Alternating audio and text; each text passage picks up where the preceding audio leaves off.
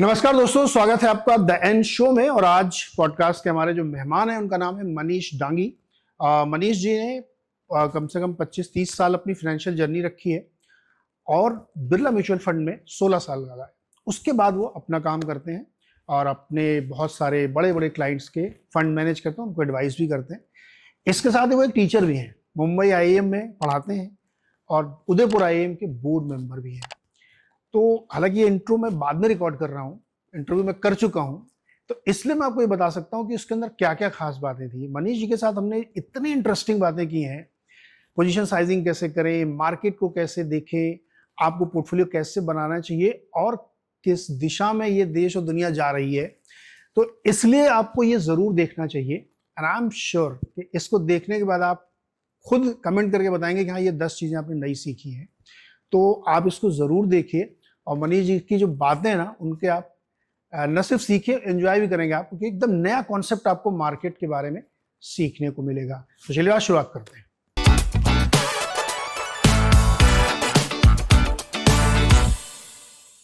सबसे पहली बात तो है कि पैसा बनाना बहुत मुश्किल है।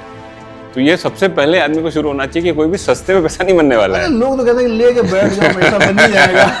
नहीं, बहुत सोसाइटी ना बड़ी स्मार्ट है, ये पैसे बनाने देगी नहीं आपको आसानी से। राकेश झुनझुनवाला ने अगर 20% बनाया तो उसके सामने 25 ऐसे लोग हैं जिनके अंडा बने हैं, तभी तो 12 मार्केट ने बनाया। मार्केट का लॉ क्या है?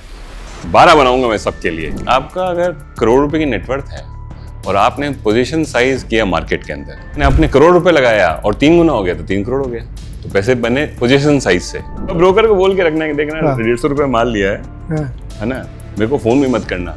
135 रुपए अगर हो जाए, मेरे हिसाब से ये 300 हो जाएगा। लेकिन अगर 135 हो जाए ना तो काट देना, शाम को मैसेज कर देना व्हाट्सएप पे। बुलिश मार्केट जो है लंबे चलते हैं, है ना, तो इसलिए स्टॉक में आपको अपॉर्चुनिटी मिलती रहेगी, तो धीरे धीरे बढ़ाने का है। लेकिन जब काटना है पोजीशन तो स्टॉक लेवल पे, तो काटना फास्ट है। जो दिल बोलता है वो जनरली गलत होता है मार्केट में। दिल पहली बार दगाबाज है क्या? दिल दगाबाज है मार्केट में, है ना। पैसे दिल का कोई संबंध नहीं है। चलिए शुरुआत करते हैं। मनीष जी, बहुत बहुत स्वागत है आपका। और बहुत दिन से हमारी ये कोशिश थी कि आपको पकड़ के बैठा के ज्ञान लिया जाए, है ना। ज्ञान बिना मुक्ति नहीं है, मानते हैं इस बात? बिल्कुल बिल्कुल। और कहते हैं लोग कि ज्ञान ही मुक्ति है, ज्ञान ही मुक्ति है। और बुद्धि सर्वत्र पूज्यते।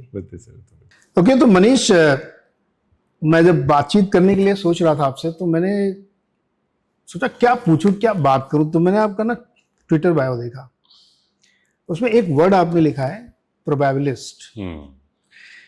मुझे लगा पूरा इंटरव्यू, पूरी बातचीत इसी के इर्द गिर्द होती है, क्योंकि ये वर्ड बहुत लोडेड है। क्या मतलब है सर, क्यों लिखा आपने प्रोबेबिलिस्ट?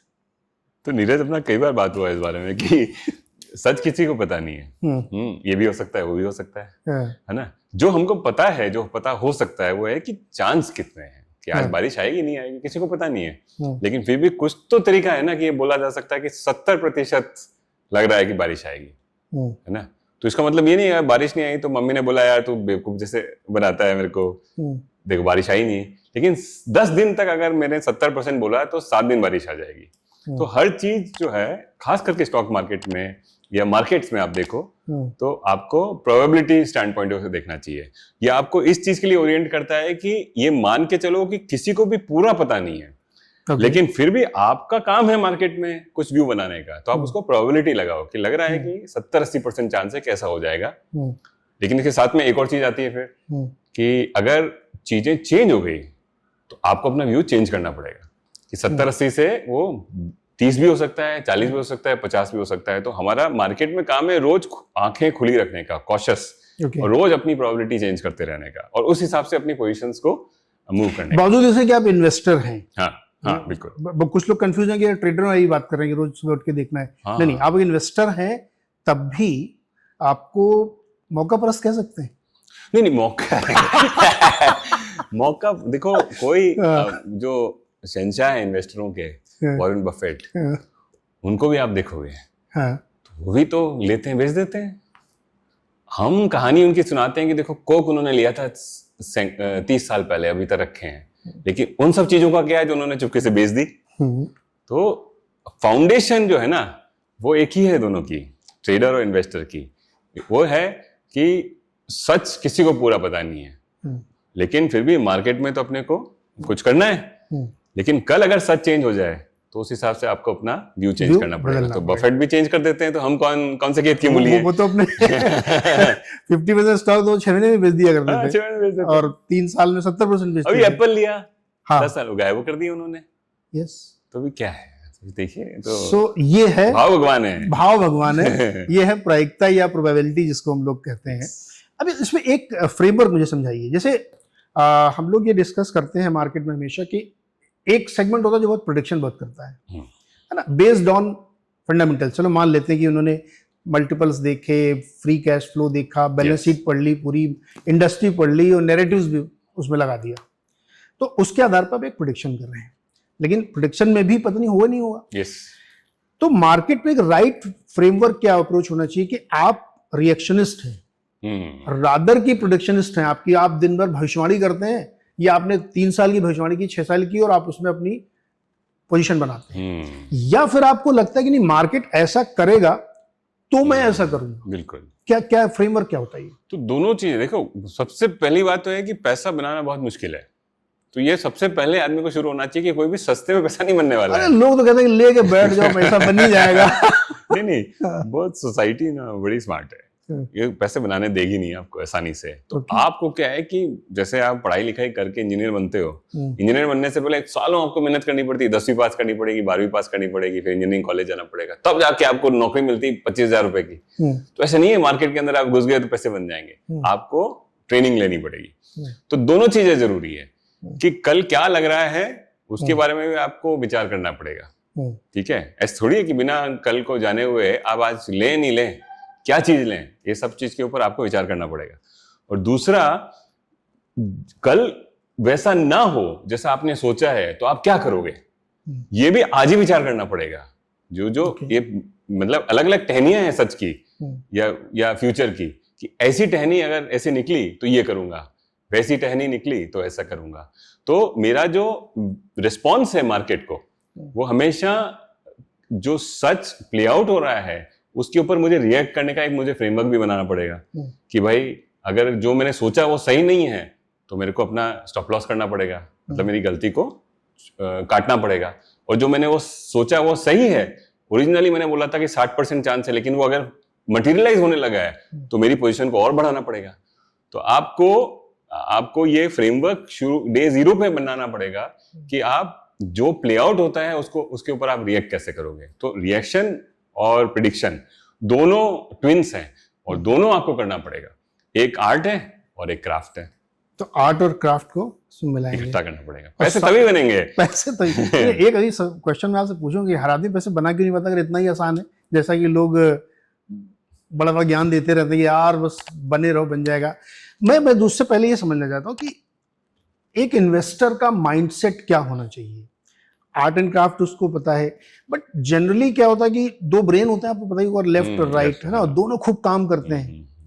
मोस्ट ऑफ द टाइम आप गलत पढ़ते हैं, ये एक यूनिवर्सल ट्रुथ है। हर आदमी मोस्ट ऑफ द टाइम गलत पढ़ता है, क्योंकि अगर हर समय आप सही पढ़ेंगे तो फिर पूरी दुनिया सही हो जाएगी। तो एक इन्वेस्टर का माइंडसेट या फ्रेम ऑफ इन्वेस्टिंग क्या होना चाहिए?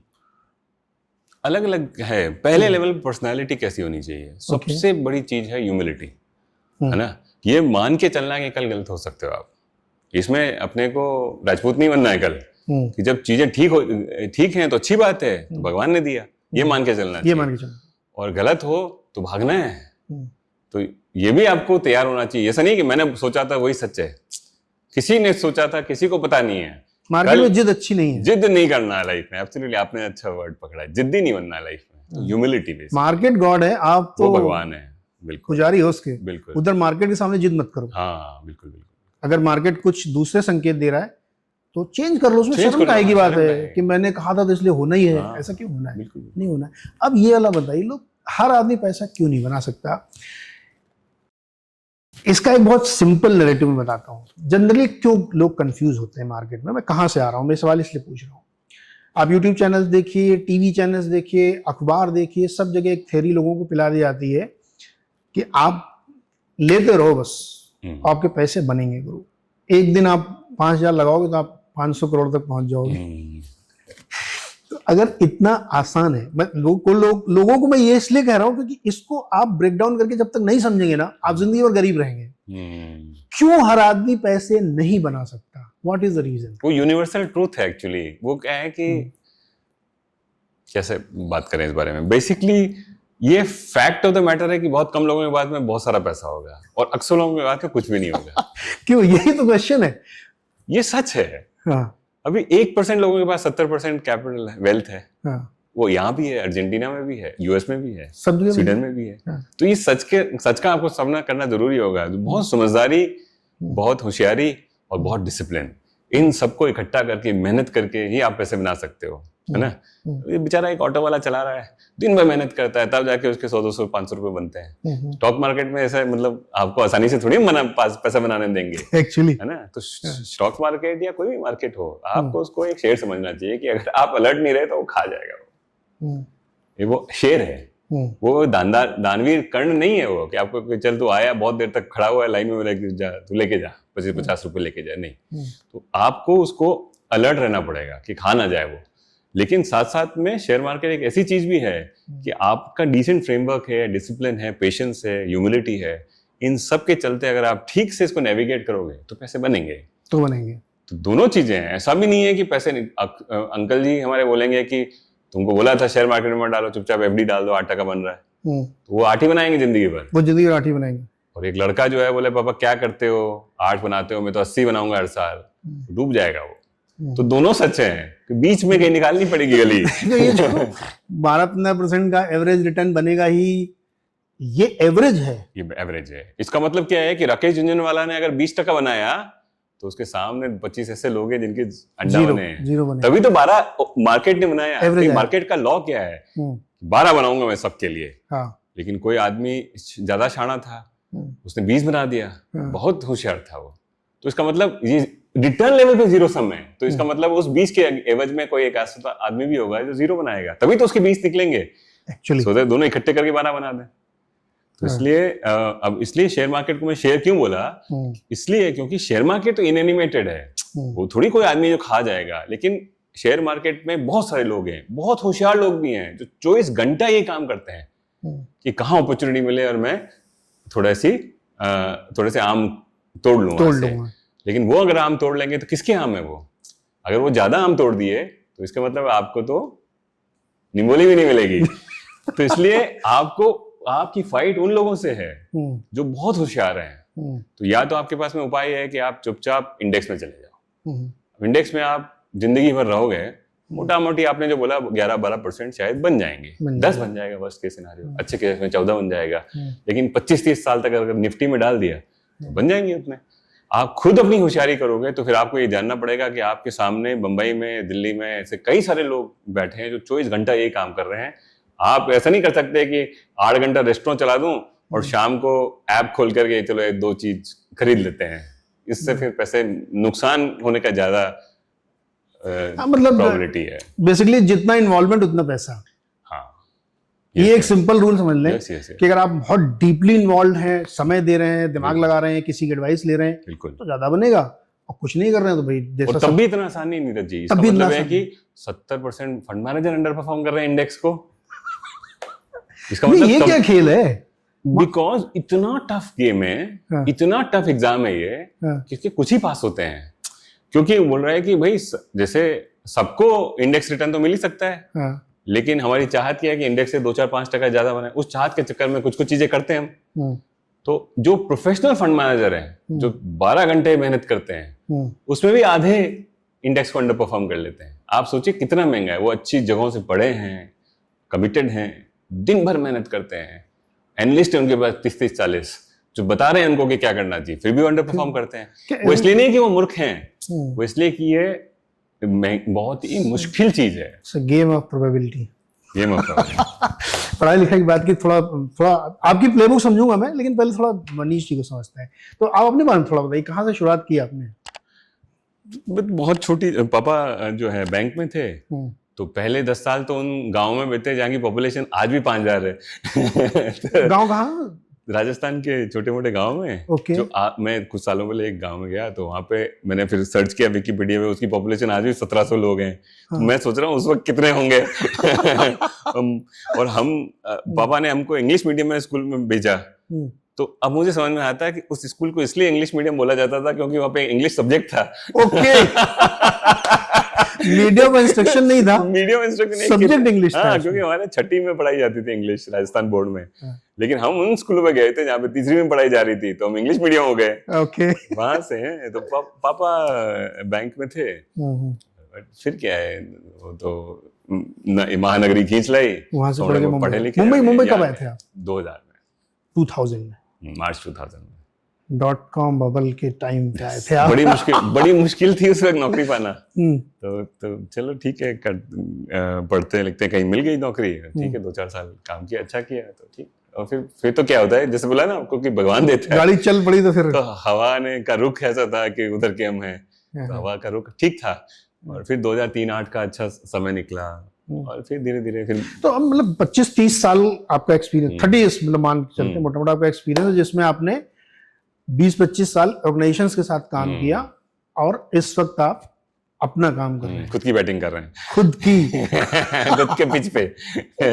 मतलब पिच नहीं, पिच तो दूसरी है, बैटिंग करने के लिए पिच मार्केट गया, बैटिंग करने के लिए मनीष जी उतरे हैं उसमें, और 6 and 4 लगाने के लिए तैयार है।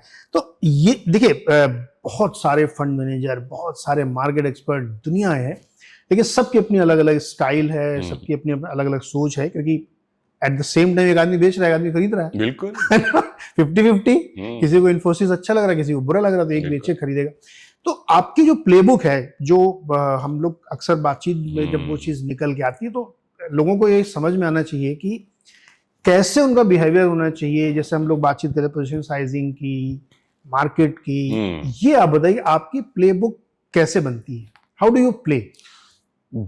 लंबी कहानी है, 2-3 मिनट में बताने की कोशिश करूंगा। देखिए, पहली बात है कि पैसा एसेट में बनता है ना, एसेट क्लास में, ठीक है। पैसा एक एसेट में नहीं बनता है, मतलब एक स्टॉक में पैसा कभी नहीं बनता है। इंट्रिंसिक वैल्यू एसेट क्लास की है, इक्विटी के अंदर पैसा बनता है, ठीक है, लेकिन पोर्टफोलियो लेवल पे।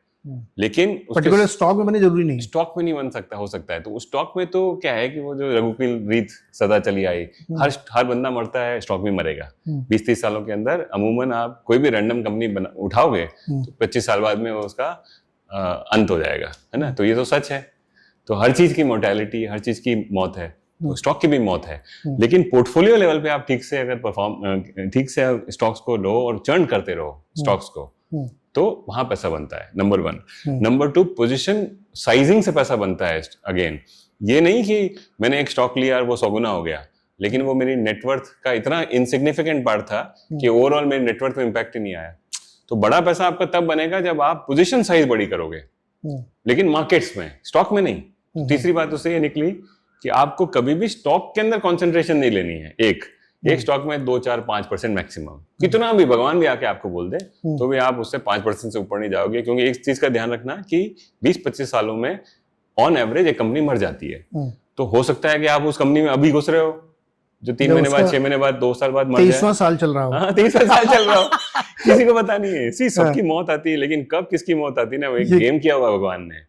वो हो सकता है अभी आ जाए, इंटरव्यू करते करते आ जाए, है ना। तो ये फिक्स नहीं है कि सबको 70 साल मिलेगा, एवरेज 70 साल मिलेगा, यानी एवरेज रिटर्न 12% बनेगा। आप उड़ सकते हो। ये सबसे खतरनाक मुझे लगता है, एवरेज मोर्टेलिटी इंडिया की क्या बढ़ रही धीरे धीरे ना, लेकिन आप अभी जा सकते हो, लेकिन आप तो ये 12% जो आप लोगों ने सुन रखा है ना, ये बहुत खतरनाक चीज है। नहीं, अभी इसको थोड़ा वापस, आपने बताया कि एक तो एसेट क्लास में पैसा बनता है, एसेट क्लास के अंदर आप जाके पोजीशन साइजिंग करते हैं, और एक इंडिविजुअल स्क्रिप्ट में आप बहुत ज्यादा नहीं जा सकते, 5% मैक्सिमम टोटल पोर्टफोलियो का। तो ये अब इसमें एक मुझे पोजीशन साइजिंग थोड़ा और ज्यादा एक्सप्लेन करिए, क्योंकि बहुत सारे लोगों का ये कहना क्या उनका एक्सपीरियंस है कि उन्होंने एक स्टॉक लिया था XYZ और वो 10x हो गया है, और जब उनसे पूछो कि कितना बना, तो वो इतना बना कि वो शायद इनसिग्निफिकेंट है, मतलब बताना भी नहीं चाहते हो। तो अब इसको आप एक्सप्लेन कीजिए, ये सबसे इंपॉर्टेंट चीज लोगों के लिए। हाँ, तो मतलब बात यही कि आपका अगर करोड़ रुपए की नेटवर्थ है और आपने पोजीशन साइज किया मार्केट के अंदर, तो आप हमेशा ये सोचो कि 1 करोड़ का कितना परसेंटेज मार्केट में लगाया। Okay. अगर आपने लाख रुपए का लगाया और वो 10 गुना भी हो गया है तो 10 कुछ बड़ी बात नहीं, 10 लाख रुपए बने, है ना। और लेकिन आपने करोड़ रुपए लगाया और 3 गुना हो गया तो 3 करोड़ हो गया, तो पैसे बने पोजीशन साइज से, करेक्ट ना। तो आपको ये दिमाग में रखना है कि सही समय पे, है ना, उपयुक्त समय पे जब भी आपको लगे करना है तो आपको उस एसेट क्लास जहाँ पैसे बनते हैं ज्यादा, है ना, वहां पे आपको पोजीशन साइज बड़ा करना पड़ेगा, ठीक है। वो बहुत जरूरी है, क्योंकि अगर पोजीशन साइज नहीं करोगे और insignificant part of your portfolio और नेटवर्थ अगर आप में खेलोगे तो उससे आपको मजे तो बहुत आएंगे लॉटरी जैसे, लेकिन आपका बड़ा पैसा कभी नहीं बनेगा। मेहनत की मेहनत हो गई और कुछ ग्लास थोड़ी बनाना टाइप, तो वो है नंबर 1। नंबर 2 फ्रेमवर्क का ये है कि आप स्टॉक, मैंने बोला कॉन्सेंट्रेशन आपको लिमिट करना है। हाँ. तीसरी बात ये चीज ध्यान रखना है कि ऑन एवरेज सब अगर स्टॉक्स मरने वाले हैं तो स्टॉप लॉस बहुत जरूरी है। तो आप इन्वेस्टर हो, वॉरेन बफेट हो या मनीष डांगी हो, नीरज जी हो या कोई भी हो, अगर आपने जो चीज ली, इनिशियली मैंने आपको बताया था ह्यूमिलिटी के साथ मार्केट में घुसना है कि हो सकता है कि आपने जो सोचा वो गलत था, और स्टॉक अगर जो है वो औंधे मुंह गिर रहा है या फिर मार्केट का जो नैरेटिव है आपके नैरेटिव में डाइवर्जेंस है, तो आपको एक पॉइंट पे आकर के 10% नीचे, 20% नीचे अपनी पोजीशन काटनी पड़ेगी। कुछ भी हो जाए, एक ये दिल नहीं लगाना है स्टॉक से, साइंस है ये, इसको स्टॉक लेवल पे बिल्कुल दिल नहीं लगाना है ना। कोई प्यार नहीं है हमको, माँ बाप बीवी बच्चों सबसे प्यार करो, स्टॉक से प्यार नहीं करना है। स्टॉक को तलाक देने के लिए एकदम तैयार रहो, तलाक देने के लिए तुरंत। भले मोदी जी ने वो वाला बंद कर दिया, लेकिन इधर 3 तलाक तुरंत करने का। व्हाट्सएप पे लिख दो यार, खत्म तो करो। ब्रोकर को बोल के रखना है कि देखना 150 रुपए माल लिया हाँ. है ना, मेरे को फोन में मत करना। 135 रुपए अगर हो जाए, मेरे हिसाब से ये 300 हो जाएगा, हाँ. लेकिन अगर 135 हो जाए ना तो काट देना, शाम को मैसेज कर देना व्हाट्सएप पे। मैकेनिकल स्टॉप लॉस होना चाहिए, मैकेनिकल, है ना। ऐसा नहीं है कि अरे यार 15 रुपए का नुकसान हो गया, 1-2 दिन और वेट कर लेते हैं, ये खून चूस लेगा आपका पूरा। इसलिए मैकेनिकल स्टॉप लॉस होना चाहिए। पोजीशन साइज भी करना है बड़ा, कंसंट्रेशन स्टॉक में नहीं, मार्केट में। लेकिन मार्केट का मतलब है कि 25 स्टॉक, उस 25 स्टॉक में एक चीज अगर घुस रही है तो मैकेनिकली उसमें से इसका कोई फॉर्मूला भी, स्टॉप लॉस कहाँ पे लगाना चाहिए? तो कई तरह तरीके हैं। हम लोग जो है हर स्टॉक लेवल को आप dynamic position sizing, dynamic stop loss कर सकते हैं। आप उसको प्रीफिक्स स्टॉप लॉस कर सकते हैं कि भाई 150 में ले रहा हूं, 10% 15% नीचे की मेरी अब्जॉर्प्शन कैपेसिटी है, मेरा बेसिक नैरेटिव है कि ये 200 हो जाएगा 3 साल में, लेकिन अगर मैं लेने के बाद में 15% 20% गिर गया तो मैं इसे निकल जाऊंगा, करेक्ट है ना। तो ये आप प्रीफिक्स कर सकते हो। लेकिन अब तीसरा तरीका, आपने 100 में लिया और भाव 400 रुपए हो गया, ठीक है, अब आपकी बाई प्राइस 400 है, 100 नहीं है, करेक्ट। आप उसमें मत दिल लगाओगे, आपने 100 लिया, वो 100 बैंक में आ चुके हैं। आपका काम है, आपका कर्म है अब 400 को प्रोटेक्ट करना। तो 400 पे आप बोलोगे 350 के ऊपर मैं कट जाऊंगा। आप ये नहीं बोल सकते मैं तो 100 में लिया था यार, 3.5 में खूब पैसे बन गए। नहीं नहीं नहीं, 400 रुपए बन चुके हैं आप, ट्रेल करना, डायनेमिक ऊपर ले जाना, ऊपर। हाँ, तो ये आपको नीचे नहीं ले जाना है, लेकिन जब भाव बढ़ जाता है ऊपर तो आपके दिमाग के अंदर कॉन्टिन्यूसली एक कोई नंबर होगा। जब मार्जिन ऑफ सेफ्टी बढ़ती चली जाए, आपके 300 रुपए बन गए, तो शायद वो आपका स्टॉप लॉस की कैपेसिटी ज्यादा हो सकती है, 10 की जगह 20% कर सकते हो, 25% कर सकते हो, लेकिन नंबर होना चाहिए जो आपके दिमाग में, आप पति पत्नी मिलकर के बच्चों के साथ में बोले मेरा नंबर ये है, इससे नीचे जाएगा तो मैं बेच दूंगा। तो ये स्टॉप लॉस इज गॉड, उसको भूलना नहीं है। हाँ, हर हालत में रखना, क्योंकि पैसा प्रोटेक्ट अभी होगा, वरना तो कागज पे जीरो सम गेम चल ही रहा है। बिल्कुल बिल्कुल। तो हम कस्टोडियन है अपने पैसों के, हमारा नहीं है पैसा, वो बच्चों का पैसा है, बच्चों का। यस, है ना। ऐसे मान के चलो, अपने को हर बंदे को ना फंड मैनेजर जैसे बिहेव करना कि अपना पैसा नहीं है। मैं भी आपका पैसा अगर मैनेज करता हूँ नीरज जी, पैसा मेरा नहीं है ना, तो मेरे को कस्टडी में रखना है, कस्टोडियन जैसे बिहेव करना है। सिमिलरली आपका भी पैसा हो तो भी आपको सोचना चाहिए फैमिली का पैसा है, मैं सिर्फ कस्टोडियन हूँ। हर आदमी को फंड मैनेजर की तरह सोचना चाहिए, ही सोचना चाहिए, क्योंकि और उपाय नहीं है। फिर उस चीज का ध्यान रखो, वो शेयर तो आएगा खाएगा। Very interesting, very interesting. अब एक चीज और, जैसे मार्केट लेवल पे और इंडेक्स स्टॉक लेवल पे जब आप पोजीशन बिल्ड करते हैं, है ना, बहुत इंपॉर्टेंट कॉन्सेप्ट अभी आप मुझे बता रहे थे, और जब उसको आप बेचते हैं, दोनों बिल्कुल डिफरेंट है। बिल्कुल, ये वाला बताइए जरा। उसका बेसिक कंस्ट्रक्ट तो है कि जो दिल बोलता है वो जनरली गलत होता है मार्केट में। दिल पहली बात दगाबाज है क्या? दिल दगाबाज है मार्केट में, है ना। पैसे दिल का कोई संबंध नहीं है ना। देखिए, स्टॉक लेवल पे जब आपका रिफ्लेक्स है कि कैसे आपको पोजीशन साइज करना है, तो ये रिफ्लेक्स होना चाहिए कि धीरे धीरे पोजीशन बढ़ाना है। बहुत धीरे धीरे। कॉन्सेंट्रेशन लिमिट 5% है, लेकिन शुरुआत 0.5% से करनी है और धीरे धीरे बढ़ानी है। जैसे जैसे आप बढ़ाओगे, जैसे जैसे ज्यादा कन्विक्शन आएगा, आप अपनी पोजीशन बढ़ाओ। तो धीमे बढ़ाना है, आपको अनंत समय मिलेगा माल लेने का, है ना। बुलिश मार्केट जो है लंबे चलते हैं, है ना। तो इसलिए स्टॉक में आपको अपॉर्चुनिटी मिलती रहेगी, तो धीरे धीरे बढ़ाने का है। लेकिन जब काटना है पोजीशन, तो स्टॉक लेवल पे तो काटना फास्ट है। मेरे साथ में एक बहुत सीनियर बंदा, नाम नहीं लूंगा उसका, तो अच्छा बहुत उसका, वो हमेशा आउट परफॉर्म करता था। मैं जिस कंपनी में काम करता था, बड़ा पैसा मैनेज करता था, उसको एक ही चीज अच्छे से आती थी। जैसे कोई कहीं बुरी न्यूज आई, वो डीलिंग रूम में घुसता था, डीलर को बोलता था पूरा माल साफ कर दे, काट दे, डिस्पैशनेटली। हमको लगता था यार ये बड़ा, मतलब जब हम सब साथ काम करते थे, लेकिन उसका एक बहुत बड़ा एक, मतलब जिसको बोलते हैं ना, मादा था कि कुछ कल 150 में भाव लिया था, लेकिन आज थोड़ी सी बैड न्यूज आई और थोड़ा 20% 30% गिर भी गया है और मार्केट में लिक्विडिटी भी नहीं है, लेकिन वो तुरंत काट देता था। और सिर्फ एक उसकी स्ट्रेंथ की वजह से वो सस्टेन 15-17 साल तक मैंने उसको देखा कि इंडेक्स को आउट परफॉर्म किया। बाकी सब चीजें गुनगुनी थी, लेकिन ये चीज उसकी बहुत अच्छी थी। तो उससे मुझे समझ में आया कि स्टॉक लेवल पे आपको काटना फास्ट है। न्यूज खराब हो गई, क्या हो गया है, कैंसर टाइप है कि स्टॉक, आप बेसिक प्रिंसिपल क्या है कि 70-80% स्टॉक मर जाएंगे, कंपनियां बर्बाद हो जाएंगी। आज वो आपने बोला 23, आज वो समय आ गया है। अगर न्यूज आ गई है तो काटो फास्ट, लेकिन ले धीरे। ये स्टॉक लेवल पे है। लेकिन आपने फिर बोला मार्केट लेवल पे क्या है। अब मार्केट में क्या है, एक और चीज है। मार्केट में दूसरी चीज है कि बेयर मार्केट बहुत शॉर्ट होते हैं और बुल मार्केट लंबे होते हैं।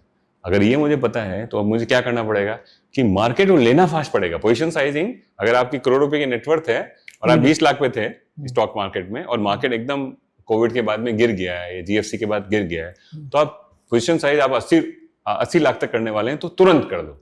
20-25% नीचे अगर मार्केट मिल रहा है तो तुरंत कर दो, वेट मत करो, क्योंकि बेयर मार्केट शॉर्ट विंडो है। 30% मिल रहा है नीचे, लेकिन कल नहीं मिलेगा और आप ले नहीं पाओगे। एक बार अब निफ्टी जब 8 से 10,000 हो गया था मार्च 2020 के बाद में, तो आप फिर ले ही नहीं पाए लोग बाग, तो तुरंत लेना है, लेकिन काटना धीमे है। क्योंकि क्या होगा, जनरल आदमी का मार्केट में काटना धीमे इसलिए क्योंकि जनरल आदमी को क्या लगता है, अरे पैसे बन गए मेरे तो काट दो। तो आपको काटना पोजीशन धीरे, मतलब पोजीशंस जो है आपकी, जो 80 लाख पे आप पहुंचे थे, 80 का आप 1.5 करोड़ हो गया, तो आपका लगा मेरे पैसे बन गए तो मैं पूरा काट दूं, नहीं, धीरे धीरे धीरे धीरे काटना है। तो स्टॉक के अंदर basically buy slow sell fast, और मार्केट्स या पोर्टफोलियो में बाय फास्ट सेल स्लो। तो ये एकदम दोनों के अंदर अलग है। पोजीशन साइजिंग के अंदर आपका रिफ्लेक्स उल्टा होगा स्टॉक लेवल से। Very interesting. अगर इसको थोड़ा और समझना हो लोगों को, तो देखिए कितनी अच्छी बात बताई आपने कि जिसने कोविड में जो लोअर सर्किट लगा था, उस दिन फिर अगले दिन खुला और आपने वहां पे पोजीशन ली। तो मार्केट में मोटा तौर मान लेते हैं कि इंडेक्स मार्केट निफ्टी, झटके से आपने खरीदा तो आगे पैसे बन गए। यस, क्योंकि दोबारा मौका नहीं देगा, दोबारा मौका नहीं देता है। और ये क्या, ये मौका हर 5-7 साल में एक बार आता है। मार्केट टूटता है। मार्केट टूटता क्या है, क्यों है? क्योंकि कई सारे लोग अच्छे समय में ये मान करके कि अच्छा समय हमेशा रहेगा, यहां से ज्यादा माल ले लेते हैं। तो नाक से ऊपर जब पानी निकल जाता है और जब नुकसान होने लगता है तो पीछे पड़ते हैं माँ बाप, बीवी बच्चे, वही क्या किया आपने। तो बेचारा 8,000 की निफ्टी पे माल निकालना पड़ता है उसको, क्योंकि इतना प्रेशर है।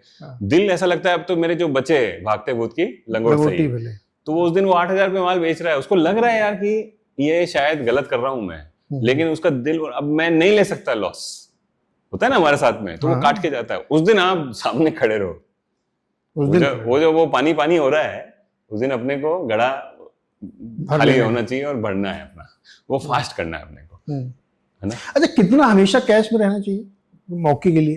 वो तो डिपेंड करता है कि आपकी जो बेसिकली इक्विटी स्टॉक इन्वेस्टिंग के अंदर क्या है कि जो आपकी जेन्युइनली जो अगले 2-4 साल की नीड है, वो आप स्टॉक में ना डालो तो ही अच्छा है। क्योंकि आप देखिए हर 3 साल में 20% गिरता है मार्केट, हर 5-7 साल के अंदर 25-30% गिरता है, हर 10 साल में एक बार 50% गिरता है ना।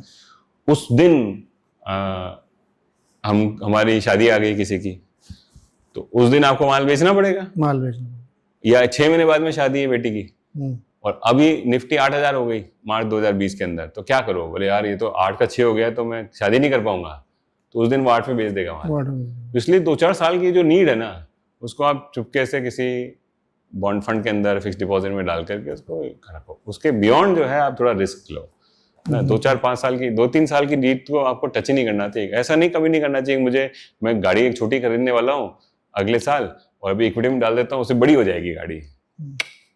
इक्विटी मार्केट क्या है? लग्जरी है ये, है ना, लग्जरी जो उसके पास बहुत पैसा है, एक आपकी नीड के बियॉन्ड, बहुत का मतलब अरबों नहीं, एक नीड के बियॉन्ड है, उसको आप इक्विटी में डालिए, फिर खेला देखिए, फिर मजे लीजिए, फिर खेला लीजिए, है ना। ऐसा नहीं कि इसकी वजह से मुझे ज्यादा पैसे बनेंगे तो उससे मैं बड़ी गाड़ी खरीदूंगा। ज्यादातर गलती यही कर रहे हैं, ज्यादातर लोग गलती यही कर रहे हैं कि आपका जो बेसिक काम है ना, उसके लिए थोड़ा सा आप कंफर्टेबली बैठे हुए हैं और लग्जरी के लिए आपने मार्केट में लगाया है, तो आप खेल पाओगे, खेल कोट एंड कोट आप समझ गए कि आप उसको अच्छे से प्ले कर सकते हैं मार्केट को। तो ये हम लोगों ने बहुत डिटेल में बात की, मार्केट पोजीशन, साइजिंग, और ये थोड़ा सा बिग पिक्चर में आते हैं। अपनी इकोनॉमी कैसी चल रही है, अपना कैसा चल रहा है जी? आजकल ट्रम्प भाई कभी भी कुछ भी सुबह उठ के परेशान, मतलब नाक में दम कर रखा है। अचानक से एप्पल वालों के फोन मत बनाओ इधर, फिर चाइना कुछ करते हैं, फिर यू टर्न मार लेते हैं, मतलब कुछ समझ में नहीं आ रहा, अनप्रेडिक्टेबल है। तो उस पर और अपने देश में क्या चल रहा है इस समय? देश में तो देखिए, तो जवान देश है, ठीक ठाक ग्रो 25-30 साल से हम 6% से ग्रो कर रहे हैं। अगर कुछ बाहर बहुत बड़ा डिसरप्शन नहीं हुआ है तो हम 5-5.5-6% पे ग्रो कर लेंगे, है ना। 20-25 साल अच्छे हमारा 7% में जिंक्स टूटता क्यों नहीं है? देखिए वही बात ओरिजिनली बोले थे, बहुत कम लोग पैसे बनाते हैं, है ना। 6% खराब नहीं है, नहीं, इट्स गुड इनफ। बट जो ईस्ट एशिया, चाइना, इन सब ने 10-10% छाप दिया 20-30 साल तक, वो उसके लिए वो सब करना पड़ता है जो वो हमारे देश के लोग, हमारी पॉलिटिक्स वो करने के लिए तैयार नहीं है ना। उसके बारे में अलग से बात करेंगे। लेकिन आप ब्राजील बन सकते हैं कि आप 2-3% की ग्रोथ पे फंस जाओ, है ना, बहुत ही कम, और कैचअप ही नहीं करो। आप चाइना भी बन सकते हैं कि आप कुछ तो इतना सब कुछ करो कि 9-10 पे 30-40 साल ग्रो कर लो। और आप इंडिया भी हो सकते हैं कि बीच का मध्यम मार्ग 6-6.5 निकाल लो। तो हमने 6-6.5 का हमको तरीका आता है। कुछ तो कर लेते हैं हम, बार बार कुछ गड़बड़ करते हैं, ठीक करते हैं, फिर गड़बड़ करते हैं, फिर ठीक कर देते हैं। मतलब लोग इकट्ठा करके बेवकूफी नहीं करते हम लोग, बहुत अच्छा भी नहीं करते हैं, अव्वल दर्जे से पास, मतलब नंबर 1 भी नहीं आते हैं क्लास के अंदर, लेकिन फिसदी भी नहीं है। तो ये क्या है कि ये लॉ है, अब हर आदमी लिखा हुआ है, प्लग्ड है कि भाई तुम इतना कर पाओगे, तो हम ठीक ठाक कर रहे हैं, तो 6-6.5 का ग्रोथ हम पा पाते हैं। तो क्यों नहीं कर पाते हैं, उसके बहुत सारे रीजन हैं, बट वो मेरे रिफ्लेक्शंस हैं, आपके अलग रिफ्लेक्शंस हो सकते हैं, किसी को पता नहीं, लेकिन सच है 6-6.5 इतना ही ग्रो करेंगे। इसमें मेरा क्वेश्चन ये है कि हम लोग बड़े बड़े फिगर दिया ना, 10 ट्रिलियन पता नहीं कौन से, 6-7% हमने मान लिया कि हम हमारी फिलहाल 6-7% पे हम ग्रो करेंगे, क्योंकि आउट ऑफ द बॉक्स हम कुछ कर नहीं रहे हैं। ये भी एक सच्चाई है। नहीं, हम बहुत सारी चीजें किए हैं, मतलब आउट ऑफ द बॉक्स, जैसे पूरा आधार जो है, जो यूपीआई हमने किया है, पिछले 30 साल में हमने जो अपनी सर्विस इकोनॉमी की नींव डाली है। अभी जो हम अपना डिफेंस की जो आतिशबाजी देखी है ना बॉर्डर के ऊपर, तो इससे लग रहा है कि हम बहुत सारी चीजें अच्छी भी कर लेते हैं, लेकिन कुछ चीजों में अभी हमसे ये शर्ट नहीं बनते ढंग से। एग्जैक्टली, मैं वही कह रहा हूँ कि तो अजीब से हैं हम। वो क्या बोलते हैं, it's very easy to get surprised with India, कि यार तुम ब्रह्मोस बना सकते हो, 500 रुपए का शर्ट क्यों नहीं बना सकते? एग्जैक्टली मतलब हमारा जो फाइनेंशियल स्टैक है वो बेस्ट इन क्लास है, लेकिन शर्ट बांग्लादेश से बनेगी, श्रीलंका से बनेगी, वियतनाम से बनेगी, और वहां से इतना फॉरेन करेंसी हम लेना चाहते हैं, लेकिन हम कर नहीं रहे। तो वो इसलिए मैं कहता हूँ कुछ ना कुछ आउट ऑफ द बॉक्स हमारे यहाँ नहीं हो रहा है। वो एक इनर्शिया है, वो ब्यूरोक्रेसी की है, पॉलिटिशियन की है, या अपने एंटरप्रेन्योर्स की है, मुझे नहीं पता। नहीं, यही मैं बताना चाह रहा हूँ कि बहुत सारी चीजें आज लोग सरप्राइज्ड हैं कि जैसे अभी सत्या नडेला आए थे, उन्होंने बोला 40% एआई इंजीनियर्स इंडिया में है। एआई एकदम एडवांस है, फ्रंटियर ऑफ द वर्ल्ड है। हमारे इतने बच्चे एआई इंजीनियर हैं जो पूरा पावर कर रहे हैं, सिलिकॉन वैली में डोमिनेट कर रहे हैं। हमने डिफेंस में ठीक ठाक काम कर लिया है, तो हम कुछ आउट ऑफ द बॉक्स कुछ बड़ी चीज कर लेते हैं। लेकिन जो 30 साल पहले चाइना शूज बना के बेच रहा था, हम वो नहीं कर पाए। तो अजीब है। तो मतलब तो क्या है कि किसी को पता नहीं है कि क्यों कैसा है, बट है ये मार्केट ही तरह है।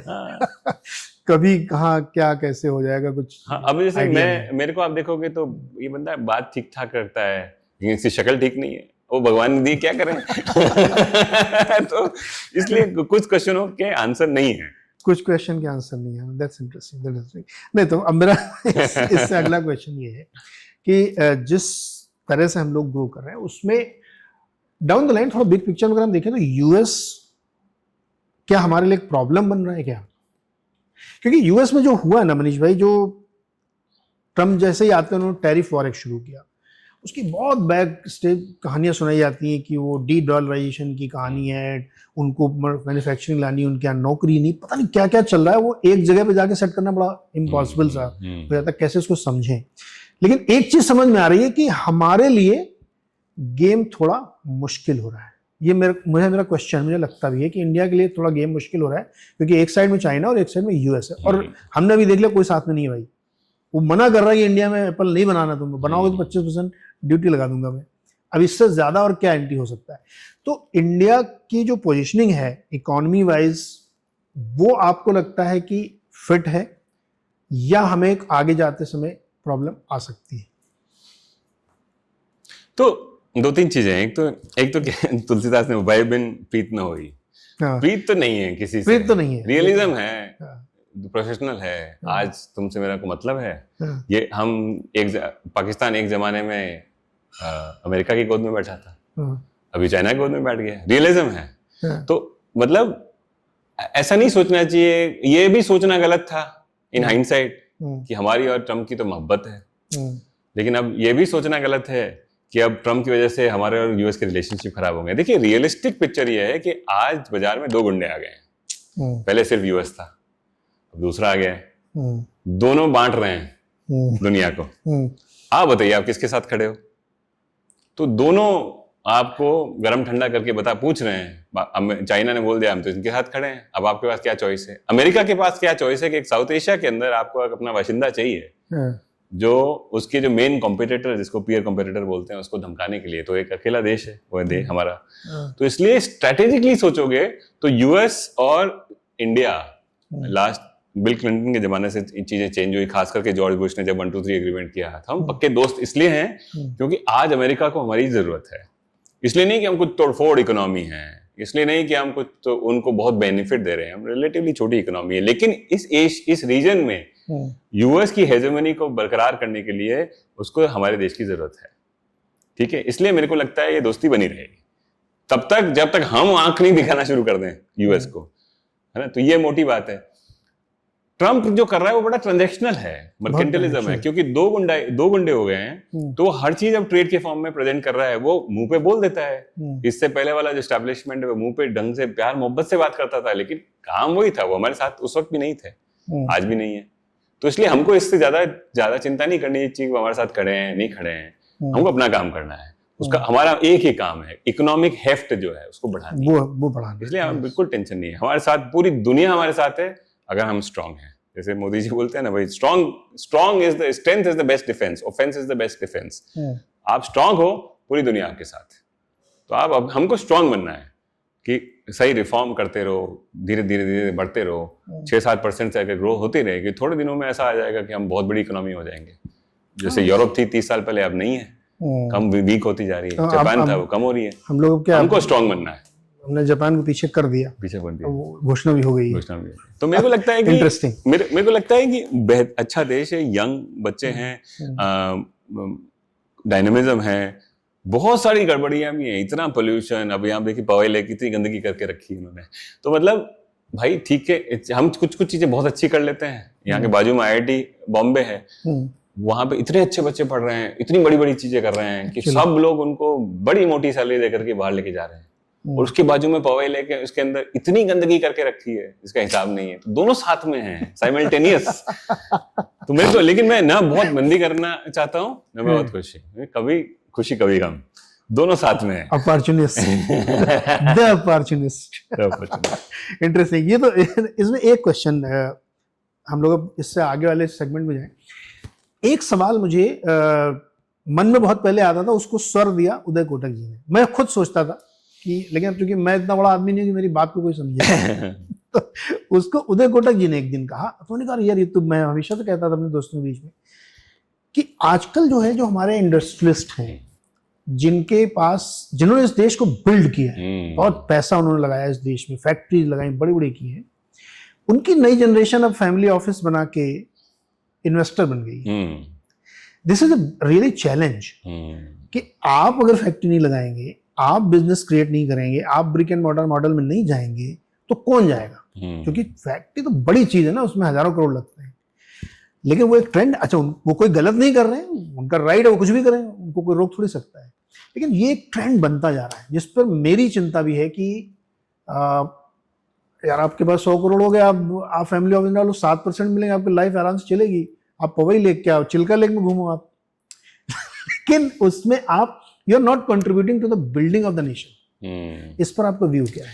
देखिए, कोटक जी ने बोला है तो सच तो होगा कुछ पार्ट। हाँ। क्या गलत है उसके ऊपर फोकस करते हैं। सच तो है कि हर आदमी फैमिली ऑफिस चला रहा है, लेकिन सच एक और चीज है कि तीसरी या चौथी जनरेशन में सारा पैसा वैसे ही साफ हो जाता है। सेम बड़े जो धन्ना सेठ हैं आज, आपको आश्चर्य होगा, 2 जनरेशन आगे अगर देखें तो सब गायब हो गए हैं।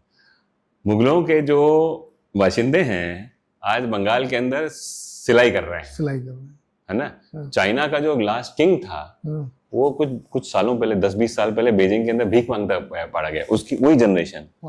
तो फैक्ट क्या है, मैंने ओरिजिनल बात, सब मरेंगे, वो सब मरेंगे।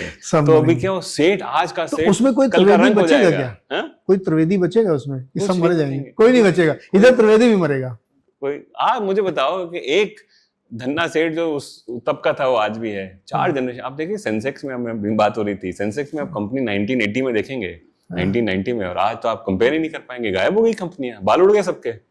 जो उस वक्त के धन्ना सेठ थे आज नहीं है, जो आज के हैं वो कल नहीं रहेंगे। तो इसलिए ये कहना कि आज की जो तीसरी जनरेशन है वो भी उसी पैशन के साथ में करें, नहीं होगा, वो होने वाला नहीं है। तो वो बात वो गलत है। उसका जो ये फैक्ट बोल रहे हैं, लेकिन उसको अक्यूज करने वाली पार्ट है ना, वो गलत है। वो ऐसे ही है। तीसरी जनरेशन, चौथी जनरेशन को लगता है यार इतने पैसे हैं, यार गाना गाओ, खेला खेलो, काहे इतनी मेहनत करने की है, किसके लिए? देखो पहली जनरेशन का जो होता है, मैं पहली जनरेशन का फाउंडर हूँ, लगे हुए हैं 16 घंटे काम करने का। लेकिन तीसरी चौथी जनरेशन के पास अगर पैसे मिल गए तो एक बेसिक थोड़ा सा सेंस लगेगा। क्यों लगेगा भाई? उसको मिल गया ना। इसीलिए जो हमारे सारे भगवान हुए हैं, जैसे महावीर हैं, बुद्ध हैं, सबके पापा जी जो हैं वो राजा हैं। राजा के बेटे ही महावीर और बुद्ध बन सकते हैं। बोले मुझे नहीं चाहिए, जिसके पास में पैसे है ही नहीं वो क्या छोड़ेगा, उसको चाहिए। और जिसके पास में है, जिसका पापा राजा है, वो बोले नहीं मुझे सब त्याग करके परिग्रह करना है और मुझे त्याग तपस्या करनी है। हम सेइंग वो है तरीका, इसी वजह से ये होगा। नहीं, वेरी वेरी वेरी इंटरेस्टिंग। जो कॉर्पोरेट हिस्ट्री लिखते हैं ना, उनकी आप बुक पढ़ें तो वो लिखते भी हैं कि 3rd जनरेशन से डिके शुरू होता है, 4th 5th तक तो पता भी नहीं चलता कि आप हैं। तो भाई इसको सुन के आप लोग अपना कोई व्यू मत बना लेना मेरे बारे में, बहुत सारी कंपनीज के बारे में। लेकिन ये फैक्ट है, क्योंकि आप नहीं जानते होंगे उनके। इसमें एक बहुत मजेदार बात है, एक बार एक साइकोलॉजिकल टेस्ट किया एक साइकोलॉजिकल टीचर ने, दो लोगों को बुलाया ऐसे रैंडम वाला। एक से बोला कि तुम्हें पैसा चाहिए ज्ञान चाहिए, तो 99% लोगों ने कहा मेरे को ज्ञान चाहिए। एक था उसमें, उसने कहा नहीं मुझे पैसा चाहिए। तो जो साइकोलॉजिस्ट थे उसने कहा यार यही सबसे इंटेलिजेंट आदमी है, क्योंकि उसने इंस्टिंक्ट को देखा, मेरे पास जो नहीं है मेरे को वो चाहिए, मेरे को पैसा चाहिए, मेरे पास दिमाग बहुत है यार, तुम लोग देखो, तुम ज्ञान ले जाओ। So it's natural in progression in generations कि सरस्वती की पूजा इसलिए करनी चाहिए कि लक्ष्मी आए। लक्ष्मी अगर डायरेक्ट आ रही है तो मेरे को क्या जरूरत? तो सरस्वती की तो मैं पूजा बाद में कर ही लूंगा। अच्छा, इसका मतलब मेरे पास है। देखो बेसिक जो अगर नहीं होता ना, आप उसकी इच्छा रखते हैं। बिल्कुल। तो बुद्ध महावीर इसलिए बने क्योंकि उनके पास वो नहीं था, बाकी वर्ल्डली चीजें थी उनके पास, तो इसलिए वो बुद्ध बने। तो बड़ा फैक्ट है। अब आते हैं अगले लास्ट सेगमेंट में। 10-12% के लोगों ने बहुत चर्चा की, ग्रोथ होता है, पैसे बनते हैं।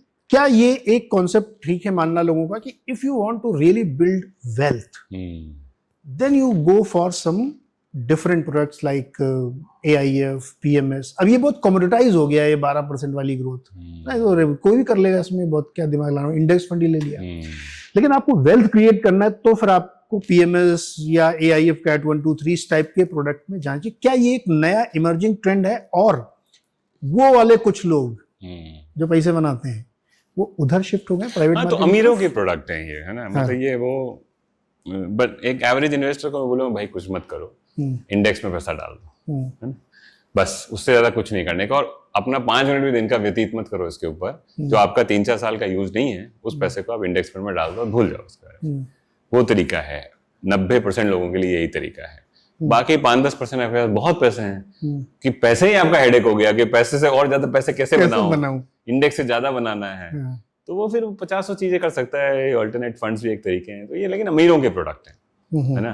तो आपके पास बहुत पैसे हैं तो ये देश में अमीर बहुत बढ़ रहे हैं, अब अमीर बढ़ रहे हैं, है ना? मिडिल क्लास की संख्या बढ़ती है। क्या नहीं, मिडिल क्लास के लिए तो आप बोलो कि नहीं, मिडिल क्लास की डेफिनेशन मतलब जिनके पास 1 करोड़ रुपए देने के लिए है, वो वाली संख्या बहुत तेजी बढ़ रही है। तो उनके लिए अल्टरनेट फंड्स वगैरह है, लेकिन ओके सोच समझ करके ठीक ठाक 4 लोगों से बात करके, कहीं मतलब पैसा खोना बहुत आसान है, हाथ से मतलब तो निकल जाएगी। जो मुश्किलों से आप बनाते हो और खट से निकल जाती है, खोना बहुत आसान है, मैंने बोला तो है ना। इसलिए और ज्यादा बनाने के चक्कर में ये नहीं करें अपन की वही खोदे जो बच रहा था।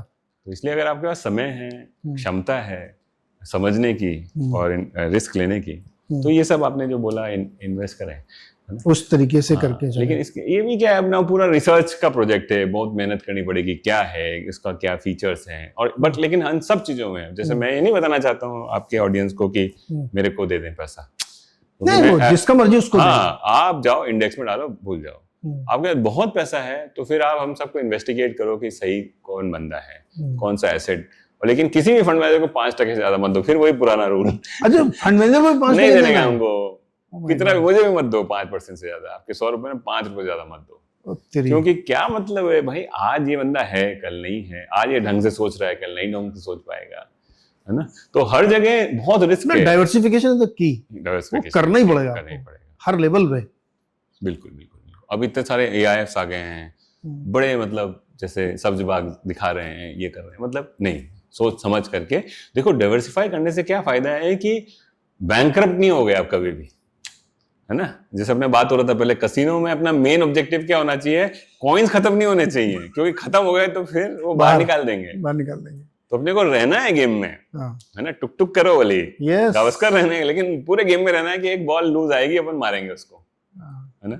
तो सिमिलरली ये नुकसान इतना नहीं होना चाहिए कि अपने बाल पूरे उड़ जाएं। तो उसको तरीका एक ही है। एक तरीका तो ऑफ कोर्स है कि मैं बहुत अच्छे से स्टॉक को पहचानूं, फंड मैनेजर को पहचानूं, उसको पैसा दूं, लेकिन उसके ऊपर एक और रैपर आपको बनाना पड़ेगा, मध्यम मार्ग। यार पता नहीं साइंटिफिकली सही है कि नहीं, लोग कहते हैं आपकी सांसों की संख्या काउंटेड है। बिल्कुल नहीं, सच है, सच है ना? आप बहुत जल्दी ले रहे हो तो फिर जल्दी आपका काम भी हो सकता है, इसलिए आप just calm down, enjoy the life. बहुत ज्यादा उछल कूद के कुछ नहीं मिलना, एंड में वही मिलना। और क्या लेके आए थे तो लेके जाओगे। मेरा एक दोस्त था, उससे बात हो रही थी, उसने कहा कफन में जेब नहीं होती। कफन में कोई, मेरी माँ हमेशा ये गाना सुनाती है मेरे को, कफन में जेब नहीं होती, इतने मेहनत मत कर। Actually nobody want to die rich. Yes यार, आप अमीर बन के मर गए तो अमीर बनने का फायदा क्या? एंजॉय भी करो यार। इसे वो 4th जनरेशन यही सोच रही है कि अमीर पापा बना दिए इसलिए अपने क्या करना है, एंजॉय करो, फैमिली ऑफिस से पैसे डालो, उदय कोटक उनको परेशान कर रहे हैं। हम खुश हैं भाई, ऐसा नहीं। यहाँ पे मध्यम मार्ग, थोड़ा कमाना भी है, थोड़ा एंजॉय भी करना है, थोड़ा बचाना। ऐसा भी ना हो कि आप मतलब पेट काट के पैसे जोड़ते ही चले जा रहे हैं, उसका करेंगे क्या? सब जोड़ेंगे तो फिर कौन खर्च करेगा? कंजम्पशन भी तो चाहिए, वरना स्टोरी कैसे चलेगी? लास्टली, एकदम लास्ट, आप ये मुझे बताओ कि इस समय कोई आपको इमर्जिंग थीम्स कुछ अच्छी दिख रही हैं क्या? नॉट अ स्पेसिफिक स्टॉक, लेकिन जैसे कोई चीज आपको दिख रही है कि हाँ यार, ये एसेट क्लास, ये सेगमेंट, ये थीम्स भारत में बहुत फ्लोरिश कर सकती हैं। तो मेरे ख्याल से जिन बिजनेसेस के अंदर जो AI है, जिन बिजनेसेस में AI से प्रोडक्टिविटी गेन होगा, उन बिजनेसेस के मार्जिन बढ़ जाएंगे, जनरली स्पीकिंग। जैसे आप बैंकिंग है, तो आप सोचिए कि इतने लोग हैं, लाखों लोग बैंकों में लगे हुए हैं, हर बैंक, बड़े बड़े बैंक में। आप ऐसा सोच सकते हैं कि 20 साल बाद में बड़े बड़े बैंक होंगे, ICICI एक्सिस है, उनमें employment number of employees will be less than today, even though their sizes will be 10, 20, 50x, है ना? एग्री। तो जो बिजनेसेस AI को ढंग से यूज कर पाए, है ना, वो बिजनेसों का वाहवाही हो जाएगी, मुझे ऐसा लगता है ना? हमारा देश LLM बना दे या नए मॉडल बना दे, वो नहीं होने वाला है, लेकिन हम अडॉप्ट करने में बड़े अच्छे हैं, माहिर हैं, जिसको हम जुगाड़ बोलते हैं। जुगाड़ नहीं, लेकिन अडॉप्ट कर लो। तो जिन जिन बिजनेसेस के अंदर आप ह्यूमन को रिप्लेस करके AI लगा दें, तो वहां पे स्केल बहुत अच्छी से आ सकती है। इसमें सबसे वल्नरेबल तो मुझे बैंक ही लग रहा है। बैंक। तो इसलिए कई सारे जो बैंक जो इसको अडॉप्ट ढंग से कर पा रहे हैं या कर रहे हैं, हम तो स्टॉक की बात नहीं करेंगे, वो मेरे ख्याल से अच्छा, ये टॉप डाउन स्ट्रैटेजी नहीं हो सकती। बेसिकली बैंक में दिखना चाहिए कि यार ये सिर्फ AI लैब नहीं बना रहा है, एक्चुअली AI को यूज कर रहा है। आप उसकी जो वेबसाइट जाओगे तो कुछ एक आध बैंक है, उसकी वेबसाइट में सब्सटेंशियल इंप्रूवमेंट हो गया है। तो उसका रीजन है कि उन्होंने पीछे इसका यूज किया है। तो जो अच्छा कर पाएंगे मेरे ख्याल से वहाँ बहुत अच्छा होगा। जिन जिन बिजनेसेस में जो बिजनेसेस आप चाइना से कॉम्पीट कर रहे हो, वहाँ पे बहुत खराब हो सकता है, वहाँ दिक्कत है, क्योंकि चाइना ओवर कैपेसिटी की इंतहा हो गई है और अभी दोनों झगड़ा कर रहे हैं, दोनों गुंडे। चाइना से माल लेना नहीं है US को, तो चाइना इधर बेचेगा एशिया में, हमारे में डंप करेगा। तो वो बिजनेसेस में मेरे को लगता है मैं बहुत डर के रहूंगा जिन बिजनेसेस के अंदर हमारे लोग चाइनीज से कॉम्पीट कर रहे हैं। आप कितना भी इंपोर्ट ड्यूटी लगा दो, वो पोरस होता है, वो आ जाता है वो माल इधर, है ना? तो इस तरह से सोच रहा हूँ मैं कि बड़े एडवांटेजेस जैसे IT सर्विसेज हैं, अब TCS है, ये लोग एम्प्लॉय करना बंद कर दिए हैं, लेकिन उनका काम बढ़ने वाला है। लेकिन वो जो 10x इंजीनियर है, कई सारे बच्चे जो हैं वो कोड करते थे, वो आज सारा कोडिंग तो कोपायलट ChatGPT कर रहा है। Correct. तो सेम आदमी से 5 आदमियों का काम निकाल पा रहे हो आप, है ना? तो आप इंजीनियर और हायर नहीं करोगे, देश की प्रॉब्लम है। लेकिन बड़ी कंपनियों के लिए तो बेहतर हो गया कि अब 50,000 इंजीनियर से आप 2 लाख इंजीनियर का काम निकलवा रहे हो, तो उनकी मार्जिन बढ़ जाएंगे। तो बेसिकली बैंकिंग, IT सर्विसेज, मेरे को लगता है वो अगला 10-20 साल का देखोगे तो मेरे ख्याल से वो अच्छा करेंगे।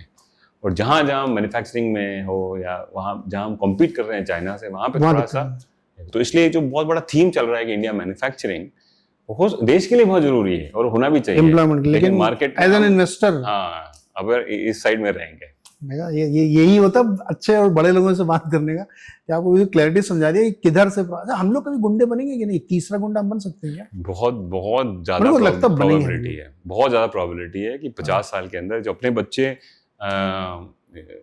मेरे ख्याल से जो चाइना के लिए चाइना 20 साल पहले, 30 साल पहले हमारे बराबर था 1990 यस, और आज देख गुंडा हो गया इतना बड़ा। तो हमारे में सब इंग्रेडिएंट्स हैं, 3-4 हजार 5,000 साल पुरानी सभ्यता है। मतलब बोलते हैं ना कि अनेकता में एकता, हिंद की विशेषता। तो अलग अलग हैं सब, लेकिन फिर भी इकट्ठे भी हैं, है ना? नॉर्थ से साउथ, ईस्ट से वेस्ट तक, और यंग भी हैं। प्लस जो भी कह लो, अच्छे एमिनेंट इंस्टीट्यूट्स के अंदर अच्छे लोग भी पैदा हो रहे हैं, चीज धीरे धीरे इंफ्रास्ट्रक्चर भी इंप्रूव हो रहा है। हम धीमा करते हैं लेकिन इवेंचुअली ठीक करते हैं। तो मेरे को लगता है कि 20-30 साल में मेरे को लगता है इंडिया के पास सबसे बड़ा मौका है। क्यों चाइना की परेशानी US नहीं है, अभी चाइना की परेशानी हम हैं। आई एग्री, हम हैं। अगर इस बच्चे को बढ़ा दिया तो कल उस पे भोंकेगा। हाँ। इसलिए उनको दबाना है, प्रॉब्लम हो जाएगी। लेकिन हमको ये पता होना चाहिए कि यस, हमारे पास में वो अपॉर्चुनिटी जो और किसी दुनिया में देश के पास नहीं है, जो हमारे पास है। यस, ये बहुत सारे लोग इसको जिंगोइज्म नहीं है ना इसमें। हाँ। कोई नेशनलिस्टिक कुछ नहीं है, नहीं, ये कुछ फैक्ट नहीं है। तो मतलब जैसे लोग विश्व गुरु की नैरेटिव चलाती है, तो उस नैरेटिव में जाओ, फैक्ट सुनो। इधर मैं यही बात मैं कर रहा हूँ कि हमारे अंदर वो, हम लोग अभी जो लैंग्वेज में बात कर रहे थे कि मस्ती कर रहे थे कि गुंडा बनने के वो सारे इंग्रेडिएंट मौजूद है, बट कल, आज नहीं है। हाँ। विश्व गुरु आज क्लेम कर देना गलत है, बट हम कल हो सकते हैं, वो सही है। यस, हम बनेंगे जरूर, मेरे को ऐसा लगता है, क्योंकि वो सब कुछ हो रहा है यहाँ पे। तो वो किसी भी दिन हो सकता है। और मध्यम मार्ग वाले हम लोग तो सुलिप करेंगे, लेकिन करेंगे जरूर। धीरे वो बेचारा श्रीलंका हो, नेपाल हो, बांग्लादेश हो, कोई उपाय नहीं है उनके लिए। उनके अपने सर्वाइवल इंस्टिंक्ट उनकी विकीन हो चुकी है। छोटे छोटे देश हैं, इंक्लूडिंग यूरोप है, जापान है, उनके पास में गुंडा बनने के उपाय नहीं है। सिर्फ एक ऐसा देश है जहाँ पे दुनिया में जो एक अपॉर्चुनिटी है, लेकिन वो कल की अपॉर्चुनिटी हो, फैक्ट नहीं है। इसको मान लेना और फिर चौड़ा कर लेना गलती है। हम विश्व गुरु हैं ये मान लेना तो आप फंस गए। फिर हो सकते हैं, हो सकता है, और मुझे लगता है हो भी जाएंगे, धीरे धीरे चलते रहेंगे तो प्रोबेबिलिटी ऑफ कोर्स हम लोग बन भी जाएंगे, क्योंकि फिलीपींस की होने की प्रोबेबिलिटी 10% है, इंडिया की हमारी प्रोबेबिलिटी 70% है। 70% चांस है कि हम लोग बनेंगे। इंटरेस्टिंग, तो बहुत इंटरेस्टिंग बातचीत थी, इसको आप ध्यान से सुनिएगा। आपको पढ़ने का ज्यादा शौक है, लिखने का ज्यादा शौक है, कि फिल्में देखने का ज्यादा शौक है? फिल्मों का ज्यादा शौक नहीं, पढ़ने लिखने का, लेकिन बात करने का ज्यादा शौक है। बोलने का ना, ये देखो भारत जो है ना वाचिक परंपरा का देश है। यहाँ पे बोलना, वेद हम लोग क्या करते थे, वेद का मतलब ही होता है देखना, देख लिया और सुन लिया, कंठस्थ कर लिया। हम लोग की पढ़ाई गुरुकुल में ऐसे ही होती थी। तो ये वाचिक परंपरा का देश है, यहाँ वर्ल्ड की सबसे बड़ी लाइब्रेरी थी कभी हमारे यहाँ, अब नहीं है। अब हम लोग बोलने शुरू कर दिए, तो हम लोग ना बोलना है, बातचीत करना, समझना, इसमें ज्यादा दिलचस्पी है। तो पढ़ने से ज्यादा इंपॉर्टेंट लिखना है, लिखने से ज्यादा इंपॉर्टेंट आर्ग्यू करना है। तो आर्ग्यू किससे करते हैं? यही तो निंदक से। हाँ। निंदक से, जिसका व्यू आपसे अलग हो, उसके साथ में अगर आप तो और अच्छा इंटेलिजेंट आदमी कैसे हैं, कैसे ढूंढते यार ये निंदा कैसे, चलो आज इतना बड़ा संसार है, मिल ही जाता कोई ना कोई। और सुकरात जो है वो टाउन स्क्वायर में जाकर के अपनी बात रखता था। हाँ। तो अपने आप लोग आ जाते थे उसे आर्ग्यू करने के लिए। यस। है ना? तो आपके अगेंस्ट बोलने वाले कई हैं, तो आप सही कॉफी शॉप में जाकर के बातचीत करना शुरू कर दो। और लिखने का भी। हाँ, तो लेकिन पढ़ने से ज्यादा इंपॉर्टेंट लिखना, क्योंकि लिखना जो है आपको फोर्स करता है कि भाई तू सही लिख। है ना? आप बोल कुछ भी सकते हो, लेकिन लिखने में आपको बहुत जोर आता है, मेहनत है। तो इसका मतलब लिखना ज्यादा इंपॉर्टेंट है। आर्ग्यू सबसे बड़ी चीज है, क्योंकि मेरी और आपकी व्यू अगर गलत है, अलग है, तो हम लाल हो जाएंगे, गुस्सा हो जाएंगे, बहुत ड्रेन होती है एनर्जी। तो ब्लॉग्स वगैरह लिखते रहते हैं। हाँ, आप बिल्कुल सही करें, मैं जर्नलिस्ट हूँ, 25 साल मैंने काम किया है। अभी इसी इंटरव्यू की अगर मैं ट्रांसक्रिप्ट लिखने बैठूँ ना, 50% मैं एडिट करूंगा। बिल्कुल, क्योंकि बोलने और लिखने में बहुत जमीन आसमान का अंतर हो जाता है दोस्त। तो ये मतलब बोलने में आप कुछ भी बोल सकते हैं, लेकिन लिखते समय आपको बहुत फैक्चुअली करेक्ट, फिर आप, और लिखने में समय लगता है, बैक टेस्टिंग में जाते हैं, यार जो मैं लिख रहा हूँ सही है कि नहीं, आप मतलब रिसर्च करने में चले 20 मिनट उधर ही लग गए। बिल्कुल। सो लिखना it's really tedious and very intelligent work, उसमें बहुत दिमाग लगता है लिखने में। बोलने में तो कुछ भी खैर चल जाता है। सो मनीष भाई, वेरी इंटरेस्टिंग, बहुत इंटरेस्टिंग बातचीत रही, और आई होप कि आप लोगों ने इसमें वो सीखा जो शायद अब तक नहीं सीखा होगा। मैंने अपने इस पॉडकास्ट में अपने मन के अंदर एक घोषणा कर रखी है मनीष भाई, कि मैं वो जो सब संसार में फ्री में अवेलेबल नॉलेज है ना, उससे अलग कुछ लाने की कोशिश करूंगा, जिससे कि जो मुझसे लोग जुड़े उनको कुछ फायदा हो। तो फालतू में उनका 1 घंटा वेस्ट कराना नहीं चाहते हैं। वो इसको देख के अगर एक भी चीज सीख लें, 1% सीख लें, तो मैं मानूंगा मैंने काम किया, कुछ मेहनत की है। वो जनरिक ज्ञान वाली चीजें तो मैं करता ही नहीं, तो मेरे को इसलिए मेरे को पॉडकास्ट करने में कई बार बहुत समय लगता है। अच्छे लोग ढूंढता रहता हूँ मैं कि किससे, वही ना निंदक चाहिए अपना, कि अपनी बात को कॉन्ट्राडिक्ट करे ना, तब तो कुछ मजा आएगा। तो आई गेस कि आप लोगों को इसमें मजा आया होगा। बहुत चीजें हमने इसमें नई डिस्कस की जो आपने अब तक नहीं सुनी होंगी। तो अगर अच्छा लगा है तो अपना प्यार दीजिएगा, लाइक शेयर सब्सक्राइब जरूर करिएगा, और अगले किसी एक और शानदार पॉडकास्ट के लिए फिर तैयारी करते हैं। तब तक के लिए बहुत बहुत शुक्रिया मनीष जी, बहुत बहुत शुक्रिया।